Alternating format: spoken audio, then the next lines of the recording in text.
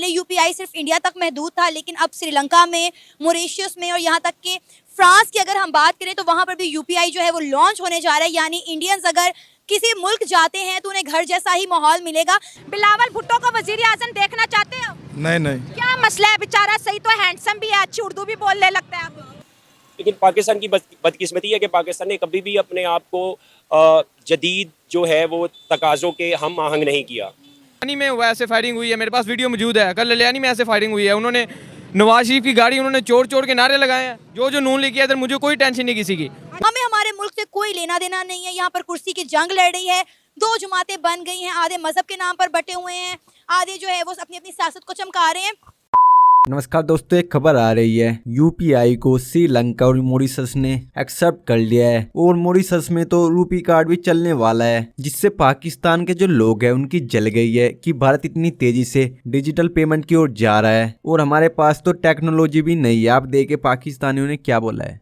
अगर हम बात करें तो इंडिया में डिजिटल पेमेंट यानी यूपीआई की अगर हम बात करें तो आगे से आगे बढ़ता चला जा रहा है।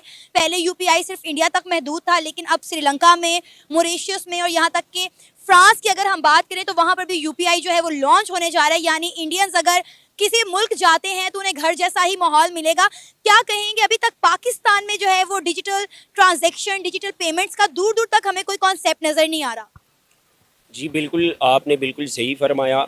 इंडिया जो है, अगर आप बात इंडिया और पाकिस्तान की कंपैरिजन में बात करेंगी तो यहाँ पर मैं ये कहना चाहूँगा कि जी हमें जब भी अपने आप को कंपेयर करना है तो हमें अपने आप को बैकवर्ड कंट्री से कंपेयर करना चाहिए। इंडिया तो हमसे बहुत आगे निकल चुका है, हमें इस चीज़ को तस्लीम करना चाहिए। बिल्कुल आप सही फरमा रही है कि इंडिया जो है वो डिजिटल जो है वो पेमेंट में बहुत आगे निकल गया है। जैसे कि आप कह रही हैं कि जी अब वो उनकी जो ऐप है यूपीआई, अब वो इंडिया तक महदूद नहीं रही, बल्कि वो बाकी जो हमारी साउथ एशियन कंट्रीज़ हैं उन तक भी उन्होंने वो स्प्रेड किया है अपना वो दायरा, और अब वो जो है ना वहाँ यूरोप और अमेरिका तक भी उसको लेके जाना चाह रहे हैं। लेकिन पाकिस्तान की बदकिस्मती है कि पाकिस्तान ने कभी भी अपने आप को जदीद जो है वो तकाज़ों के हम आहंग नहीं किया। हर एक शोबे में, चाहे वो आईटी हो, चाहे वो एजुकेशन हो, चाहे वो ये डिजिटल पेमेंट हो।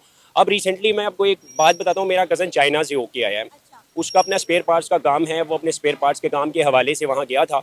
तो वो बता रहा था कि जी वहाँ पर ज़ाहिर बात है हलाल फूड ढूंढना थोड़ा सा मुश्किल होता है। तो वो कहते जी हलाल फूड मुझे मिल नहीं रहा था, तो मैंने ना सोचा कि फ़्रूट खा लेता हूँ। तो एक ठेला लगा हुआ था, रेडी लगी हुई थी केलों की। तो मैंने जब वहाँ से जाके 5-6 केले खाए तो मैं उसे पे करने लगा। उसने कहा ये क्या है, हम तो इस तरह पेमेंट नहीं लेते, आप हमें डिजिटल पेमेंट करें। तो वहाँ उनके पास अपना QR कोड था, वो स्कैन करना था। तो मैंने कहा वो तो मैं कर नहीं सकता। तो कहता उसने कहा ठीक है आप पैसे ही ना दें, लेकिन इस तरह मैं नहीं रिसीव करूँगा। आपको मजे की बात बताऊं, ये तो आप मुझे चाइना की बात बता रहे हैं ना।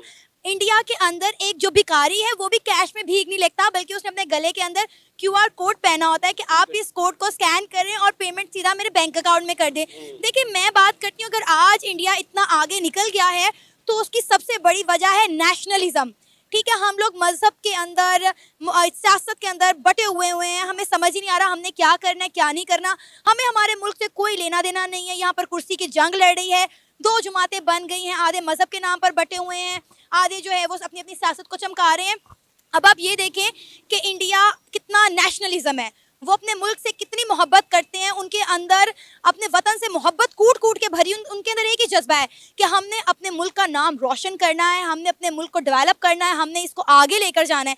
लेकिन हम तब तक आगे नहीं बढ़ सकते जब तक हम अपने मुल्क से मोहब्बत नहीं करेंगे, हमारे अंदर नेशनलिज्म नहीं होगा। बिल्कुल आपने सही फरमाया। देखें हमारे यहाँ पर जब से पाकिस्तान आज़ाद हुआ ये सियासत खेली जा रही है। डेमोक्रेसी के नाम पे लोगों को बेवकूफ़ बनाया हुआ यहाँ पे। हमेशा से यहाँ सिलेक्शन होती आ रही है, ये जो पार्टियों का रोना जो है वो हमेशा चलता आ रहा है। तो यहाँ पर तो लोग इक़्तिदार के लिए लड़ते हैं, मुल्क की डेवलपमेंट और मुल्क की तरक्की के लिए यहाँ कभी कोई नहीं लड़ा। तो ये हमारी जो है समझे कि एक बहुत बड़ी बदकिस्मती है हमारी। और मैं आपको बताता चलूँ कि जी अगर आप जैसे कि हमारी बात हो रही है डिजिटल पेमेंट पे, तो अगर हम पाकिस्तान को डिजिटल पेमेंट की तरफ लाते हैं तो उसमें मेरे हिसाब से आवाम के लिए तो फ़ायदा है। लेकिन अगर आप अपर लेवल पे ये जो हमारे करप्ट लोग बैठे हुए हैं इनके लिए ये इशू है कि एक तो इनकी ब्लैक मनी जो है वो ब्लैक मनी नहीं रहेगी, पहला इशू ये है, इसलिए ये कभी भी डिजिटल पेमेंट की तरफ नहीं आएंगे। और दूसरा ये है कि जी उससे ये टैक्स नहीं चुका सकेंगे। तो ये दो इशू ऐसे हैं जो हमारे जो ऊपर एक अशराफिया बैठी हुई है और जो हमारे ऊपर करप्ट लोग बैठे हुए हैं, तो सबसे बड़ा नुकसान इन्हीं को ही है। तो इसीलिए तो हमारा मुल्क stakeholders सर हैं। इसीलिए तो हमारा मुल्क तरक्की नहीं कर रहा, क्योंकि हमारे सियासतदान करप्शन से बाहर ही नहीं निकलते। मुझे बताएं, इंडिया के प्राइम मिनिस्टर नरेंद्र मोदी की हुकूमत को दो टेन्योर हो चुके हैं ना, 8 साल हो चुके हैं मुसलसल उनकी 2 टेन्योर आ रहे हैं। नरेंद्र मोदी के कितने बच्चे जो हैं वो इंडिया से बाहर पढ़ते हैं। नरेंद्र मोदी साहब की कितनी प्रॉपर्टियां जो हैं वो बाहर में, कनाडा में हैं, दुबई में हैं। भाई इंडिया, फिर आप कहते हैं कि जी आप नरेंद्र मोदी की तारीफ क्यों करते हैं? मुझे बताएं कि नरेंद्र मोदी को कितना शौक है प्रॉपर्टियां, जायदादें बनाने का। उनके कौन से बच्चे दूसरे मुल्कों में जा के पढ़ते हैं? उनकी कौन सी प्रॉपर्टियां दूसरे मुल्कों के अंदर है? चलिए नरेंद्र मोदी की बात छोड़े, इंडिया के एक्स प्राइम मिनिस्टर्स की बात कर लेते हैं, एक्स पॉलिटिशियंस की बात कर लेते हैं। उनकी कितनी जायदादें दूसरे मुल्कों के अंदर हैं? कोई एक प्राइम मिनिस्टर का नाम बता दें आप। बिल्कुल आपने बहुत बड़ी बात कर दी, और ये बिल्कुल जो है एक बड़ी हकीकत है कि इंडिया जो है वो नेशनलिज्म में हमसे बहुत आगे निकल चुका है। उनके जो पॉलिटिशियन हैं या उनके जो इदारे हैं, उनकी पेट्रियटिज्म जो है, मुल्क से मोहब्बत, वो भी हमसे बहुत ज़्यादा है। वो हमेशा अपनी चीज़ की कदर करते हैं, अपने टैलेंट को आगे लाते हैं, अपने प्रोडक्ट्स को प्रमोट करते हैं। लेकिन हमारे यहाँ बदकिस्मती से ये होता है कि जी जिस चीज़ में हमारे पॉलिटिशियन को या हमारे जो स्टेक होल्डर्स हैं उनको फ़ायदा होगा वो उसी को प्रमोट करेंगे। वट एवर उससे हमारी इकनॉमी डिस्टेबलाइज हो, उससे हमारे मुल्क का खाना ख़राब हो जाए, उससे अवाम का बेड़ा गर्क हो जाए, उनसे इन्फ्लेशन का एक बहुत बड़ा तूफान आ जाए। बिलावल भुट्टो को वजीर आजम देखना चाहते हैं? नहीं नहीं, क्या मसला है? बेचारा सही तो हैंडसम भी है, अच्छी उर्दू भी बोलने लगता है। हम तो नवाज शरीफ को पसंद करते हैं। तो नवाज शरीफ के साथ भी कोई खड़ा नहीं ना हो रहा। बेचारा 4 दिन हो गए, कभी एक पार्टी की मिन्नतें कर रहा है, कभी दूसरी आगे की। पीटीआई आ रही है, आगे पीटीआई वोट के हिसाब से आगे नवाज शरीफ भी तो नहीं ना आ रहा। नहीं, आगे वोट के हिसाब से आगे पीटीआई आ रही है। हाँ, पीटीआई आ रही है। हाँ जी, वो काफी ऊपर जा रही है, लेकिन ये इंसाफ पीटीआई नहीं की हो रहा। गिरफ्तारियां शुरू होगी, रोडों के ऊपर पुलिस निकल आई है, गोलियां चल रही कल इधर ललियानी में हुआ, ऐसे फायरिंग हुई है, मेरे पास वीडियो मौजूद है। कल ललियानी में ऐसे फायरिंग हुई है, उन्होंने नवाज शरीफ की गाड़ी उन्होंने चोर के नारे लगाए हैं। जो नून लेके आया, इधर मुझे कोई टेंशन नहीं किसी की। उन्होंने चोर के नारे लगाए हैं, उसमें उन्होंने फायरिंग कर दी है। मेरे पास वीडियो मौजूद है अभी मोबाइल में।